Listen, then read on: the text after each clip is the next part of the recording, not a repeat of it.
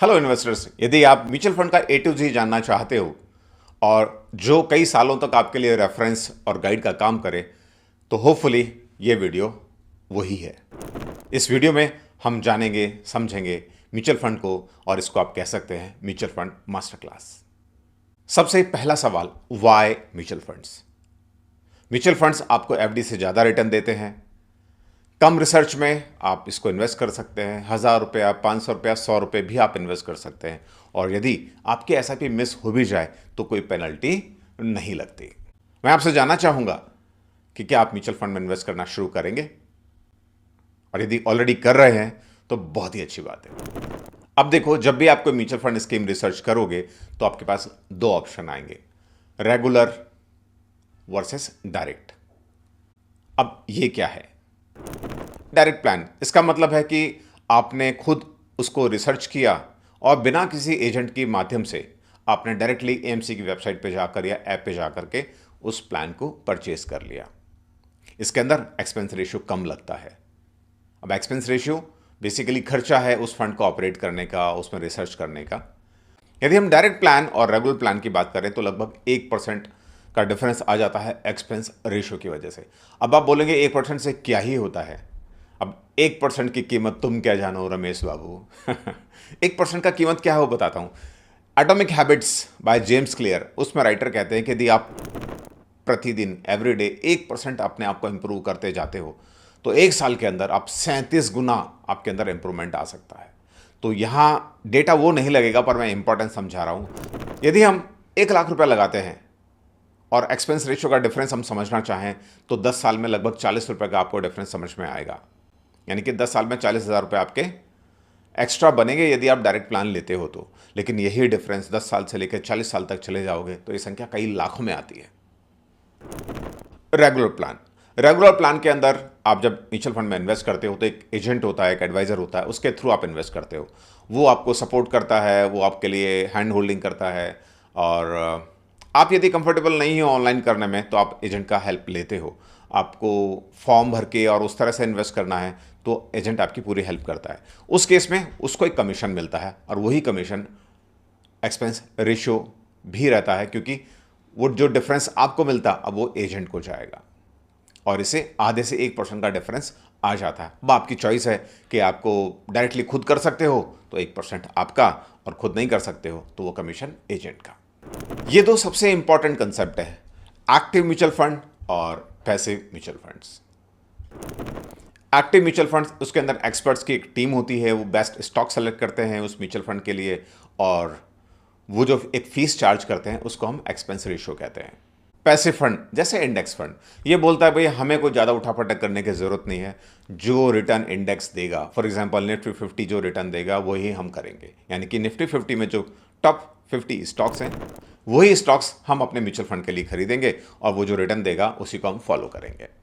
चूंकि ये सिर्फ कॉपी पेस्ट कर रहे हैं तो इनका एक्सपेंस रेशियो भी कम होता है। यदि हम लेसन की बात करें और देखें लॉन्ग रन में 3 में से 2 फंड अपने बेंचमार्क इंडेक्स को बीट नहीं कर पाते। जब नहीं कर पा रहे हैं तो फिर इतनी उठापटक करनी क्यों, मेहनत करनी क्यों? तो यदि आप लार्ज कैप में बेसिकली पैसा लगा रहे हैं तो आप डायरेक्टली इंडेक्स फंड यानी कि पैसिव फंड को चूज कर सकते हैं। अब हम आते हैं म्यूचुअल फंड के टाइप्स पर। यहां पे मोटे मोटे 4 कैटेगरीज के फंड होते हैं। पहला है इक्विटी फंड। इक्विटी फंड में पैसा, मैक्सिमम पैसा स्टॉक में लगाया जाता है, और अगर आप 5 साल या उससे ज़्यादा के लिए इन्वेस्ट कर रहे हो तो ये फंड आपके लिए सुटेबल है। दूसरा है हाइब्रिड फंड। ये फंड स्टॉक्स यानी कि इक्विटी और डेट दोनों में इन्वेस्ट करते हैं, मिक्स होता है इनका पोर्टफोलियो, और इसीलिए इसमें वॉलेटिलिटी थोड़ी सी कम होती है। तीसरी कैटेगरी है डेट फंड्स। डेट फंड्स के अंदर ये फंड अपना जो पैसा इन्वेस्ट करते हैं वो बॉन्ड्स में, गवर्नमेंट सिक्योरिटीज़ में, यानी कि सेफ प्लेस में वो इन्वेस्ट करते हैं। अब इसके अंदर रिस्क नहीं होता है तो रिटर्न भी कम ही होता है। पर यहाँ पे हम देखें यदि आपको सेफ रिटर्न ही चाहिए तो भाई फिर एफडी कर लो, लगभग वही रिटर्न उसके अंदर मिल जाते हैं। चौथा है गोल्ड फंड। इसके नाम से ही लग रहा है कि इसका पैसा गोल्ड में इन्वेस्ट होता है, यानी कि जो गोल्ड के इक्विवेलेंस है वही अमाउंट आप इसके अंदर इन्वेस्ट करते हो, और फ़ायदा यह है कि मेकिंग चार्ज नहीं लगता और फिजिकल गोल्ड रखने की झंझट नहीं होती और जीएसटी भी नहीं लगता। अब समझते हैं ETF versus index fund. ETF यानी कि एक्सचेंज ट्रेडेड फंड। ये एक तरह का इंडेक्स फंड ही है, लेकिन इसको आप स्टॉक एक्सचेंज पर खरीद सकते हो, ट्रेड कर सकते हो और उसकी प्राइस रियल टाइम में वेरी होती है। इसको आप अपने stock broking app angel one, Zerodha, kite, इनसे आप खरीद सकते हो और बेच सकते हो। इंडेक्स फंड ये एक पैसिव फंड ही है, लेकिन इसको आप स्टॉक एक्सचेंज के बजाय आप म्यूचुअल फंड कंपनीज की वेबसाइट या जो ऐप्स हैं जीरोधा, ग्रो, यहाँ से भी जा करके आप खरीद सकते हैं।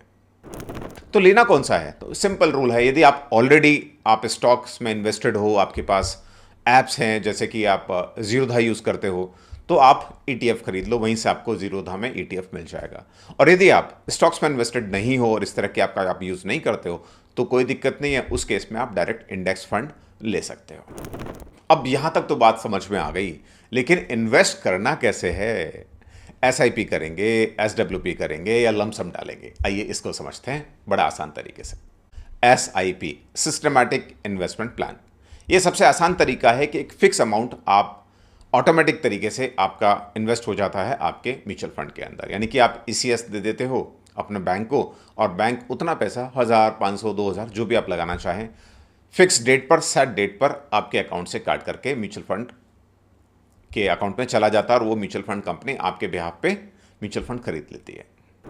दूसरा है लमसम तरीका, यानी कि एक आपको फिक्स अमाउंट लमसम एक साथ लगानी है, तो ये तरीका काम में आता है। पर ये तरीका करना कब है? जब मार्केट क्रैश हो रखा हो, बहुत गिरा हुआ हो, तो ही इसको करना अच्छा है। या फिर आपके पास एकदम से बहुत सारा पैसा आ गया हो तो आप उसको इस तरह से यूज़ कर सकते हैं। हालांकि उसको भी आप 2, 3 या 4, 5 टुकड़ों में डिवाइड करके लमसम इन्वेस्ट कर सकते हैं।